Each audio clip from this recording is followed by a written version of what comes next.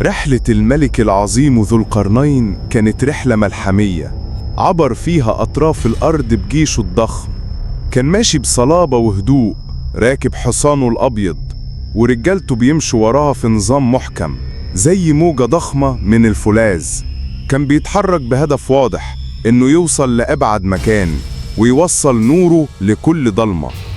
بعد مسيرة طويلة وصل ذو القرنين الأرض عجيبة بين جبلين ضخمين لونهم اسود زي الليل، شكلهم كان مخيف ومرعب. في الوادي ده كان عايش قوم وشوشهم باهتة من الخوف، عيونهم كانت بتحكي عن سنوات طويلة من الرعب، وكأنهم منتظرين لحظة النهاية في أي وقت. ذو القرنين نزل بهدوء من على حصانه وقرب من أهل القرية. كان بيحاول يطمنهم بنظرته الحكيمة. سألهم بصوت قوي ومطمئن: إيه اللي حصل معاكم؟ ليه عايشين في الخوف ده كله؟ الناس بصوا لبعض بتردد، لكن نظرة الأمل في عيون ذو القرنين شجعتهم يتكلموا. زعيم القرية، راجل كبير في السن، قرب من ذو القرنين وهو بيترعش. بدأ يحكي له بصوت مليان ألم: يا أيها الملك الصالح، خلف هذين الجبلين قوم اسمهم يأجوج ومأجوج، بيخرجوا علينا كل فترة زي السيل الجارف، بيخرجوا كل حاجة في طريقهم ويفسدوا في الأرض. الزعيم كمل كلامه وعينيه بتلمع بالدموع: مش بس بيسرقوا أكلنا، لا، دول بيدمروا كل حاجة، بيحرقوا زرعنا وبيقتلوا حيواناتنا وبيحولوا حياتنا الجحيم. ما بنعرفش ننام في أمان ولا نزرع ونحصد وإحنا مطمنين. إحنا في انتظار النهاية في أي لحظة. بص الزعيم على ذو القرنين برجاء وقال له: هل ممكن نجمع ليك فلوس عشان تبني لنا سد عظيم يوقفهم ويحمينا منهم؟ ذو القرنين ابتسم ابتسامة حكيمة وهادية ورفض الفلوس. كانت نظراته بتقول إنه جاي عشان يعمل الخير مش عشان ياخد مقابل. ذو القرنين قال لهم بهدوء وثقة: اللي ربنا اداني إياه من قوة وسلطان خير من اللي في إيديكم، لكن ساعدوني بقوة إيديكم بالعمالة والرجال، وأنا هوفر لكم كل اللي تحتاجوه عشان نعمل سد قوي جدا لا يقدروا عليه أبدا. الناس كلها فرحت، الصغير والكبير، كلهم بدأوا يشتغلوا بحماس، يجيبوا كتل حديد ضخمة من الجبال اللي حواليهم.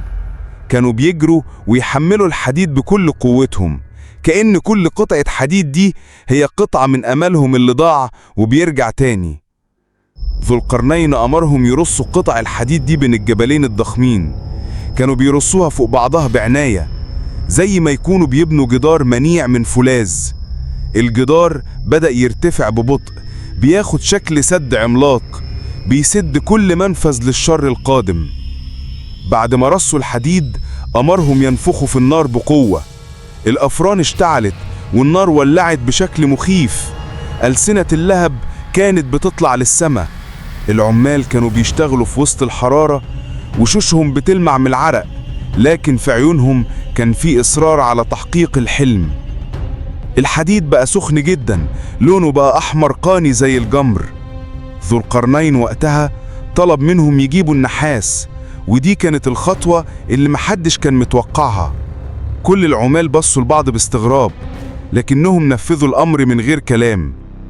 النحاس بدأ يسيح في أفران ضخمة، كان لونه أحمر زي الدم، بيغلي وبيتحرك ببطء، شكله كان مرعب وجميل في نفس الوقت. العمال كانوا بيحملوا النحاس المصهور بكل حذر عشان يصبوه على السد. النحاس السايل بدأ يتدفق من القنوات اللي اتعملت مخصوص، نزل على الحديد السخن وعمل صوت رهيب زي صوت الوحش اللي بياكل الحديد.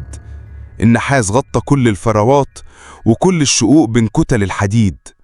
بعد فترة قصيرة النحاس برد وبقى صلب جدا زي الفولاذ. السد اتحول لكتلة واحدة ضخمة فيها الحديد والنحاس بقوا حاجة واحدة. الجدار كان لامع في ضوء الشمس، شكله قوي ومخيف في نفس الوقت. السد اكتمل. ذو القرنين وقف قدامه وبص عليه بفخر وقال لأهل القرية: هذا رحمة من ربي.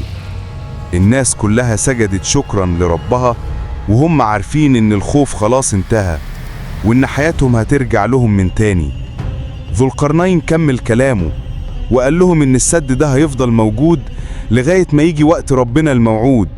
وقتها السد ده هيتحول لتراب وهيتفتح الطريق لخروج يأجوج ومأجوج في آخر الزمان. بننط لزماننا الحالي. الصحراء اللي كان فيها السد هادية وموحشة، مفيش أي أثر للقرية القديمة ولا أي حد عارف سر الجبال دي. الدنيا كلها بتبان طبيعية، لكن في الحقيقة في سر غامض مستخبي تحت الأرض. فجأة الأرض بتبتدي تهتز بهدوء، كأن في قلب ضخم بينبض تحتها. الهزة بتزيد والأرض بتتصدع.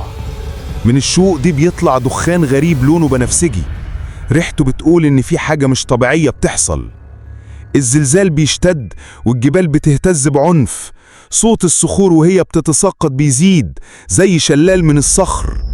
صخرة كبيرة بتتحرك وبتكشف عن جزء من السد الحديدي اللي عليه صدى قديم كأنه مدفون آلاف السنين. ومن ورا السد بيسمع صوت دندنة حديد قوي وصراخ مخيف. يأجوج ومأجوج بيحاولوا يخرجوا وهم على وشك إنهم يوصلوا لآخر السد. العالم كله على وشك إنه يواجه النهاية، ونبضات قلوب الناس بتتصارع. يا ترى يأجوج ومأجوج هيقدروا يخرجوا للعالم؟ وإيه المصير اللي هيكون في انتظار البشرية لما يواجهوا الطوفان ده؟ القصة لسه ما خلصتش. لو عاوز تعرف إيه اللي هيحصل في الجزء التاني، اعمل لايك واشترك في قناة دارك تيلز وفعل زر الجرس علشان يوصلك كل جديد من قصصنا المخيفة.